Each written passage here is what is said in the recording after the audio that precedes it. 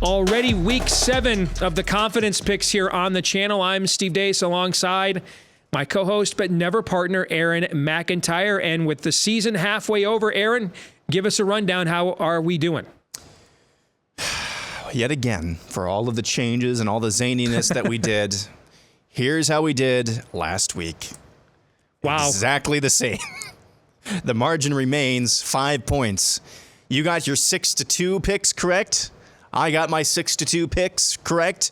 You missed on Illinois over Nebraska. I missed on Purdue versus Iowa. Our bonus picks, you got Iowa -2 over Purdue, and I got Maryland, Ohio State under 57.5. By the way, you are 3-3 on your bonus picks. I'm 4-2 so far this year. So that brings us to week number 7, Steve. All right, let's get it started. My 6-point game, Penn State over the Fighting Don Browns at UMass. Oh, that's right. I forgot he was there. I think that I don't think you'll see Penn State run it up here, even though they could, unless UMass is just really bad on that day because they've got Ohio State on deck. Nevertheless, I mean, this is just show up and you've got the W. I'm going to take Michigan as my 5-point game over Indiana. The only concern here, I think Indiana's defensive front is legit, as Ohio State found out. Louisville found out.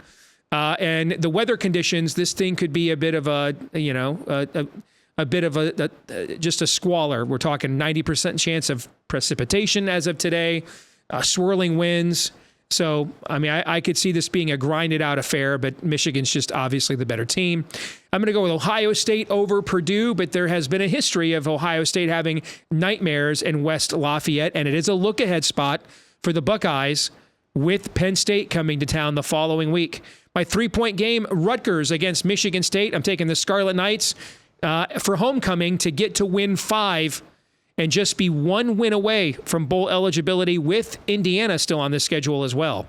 My 2-point game, the numbers say Maryland here. But I just wonder how Maryland's going to bounce back. And Illinois is just scraping the barrel at this point, trying to reinvent itself. And this would be kind of a Maryland thing to do, is to lose a game like this. And my 1-point game, I'm going to take Wisconsin over Iowa. First one to 17 wins. And I expect this one to put the Rock in rock fight. My bonus pick this week, Rutgers, I think it's -5 actually. Is it -5? It is -5. I'm going to take Rutgers laying the 5 against Michigan State at homecoming. I just think Sparty's done. And Rutgers has a lot to play for and represented itself well on the road in Camp Randall last weekend. And I think they get win number 5. They get it by at least a touchdown. It might be 24-17. We'll see.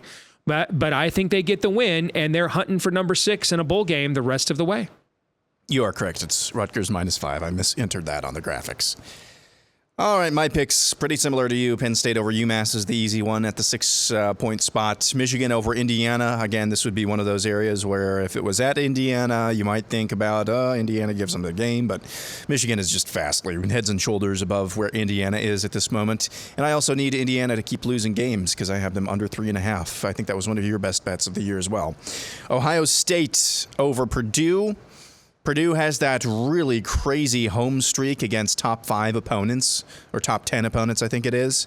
That doesn't continue. Or it's not a streak, but it's a record against top 10 opponents that has no shot of continuing there. They lost Purdue. I don't know if people realize this. They lost their best offensive lineman last week against Iowa.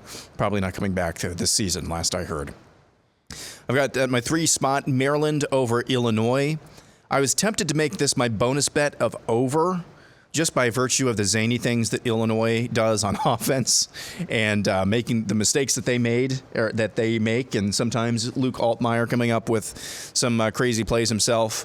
But I think Maryland should be able to handle Illinois in this game. But I agree, there is some concern about how you bounce back. I just think Maryland, again, weakest strength of schedule coming into last week, but they still looked really good in most of those games. I think they should be able to bounce back.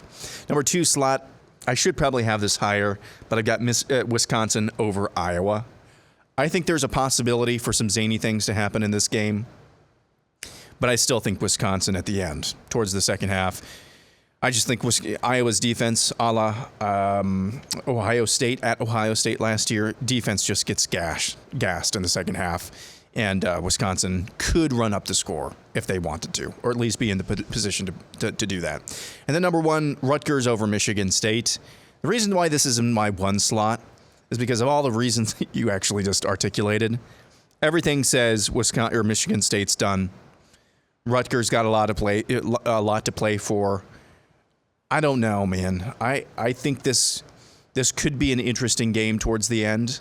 I do think Rutgers is the better team. They're in a better spot in the season for all the reasons that you articulated. But I'm hedging Rutgers over Michigan State at my 1 slot. And I'm going Iowa, Wisconsin over 36. I know I'm not supposed to, but one of these Iowa-Wisconsin games has to go over the total at some point. At some point, right? Over 36. I think what's going to happen, I think both offenses will make mistakes and set up the opposing team in really good position. I just think that Iowa is probably going to do that more than Wisconsin's offense does. And for the reason that I articulated earlier, I think Wisconsin is able to get Iowa's offense when Iowa doesn't turn it over off the field quite a bit. And their defense, Iowa's defense, is going to be gassed in the second half. So I think I could see this being like a 10-3, 10-6 game at halftime, something like that.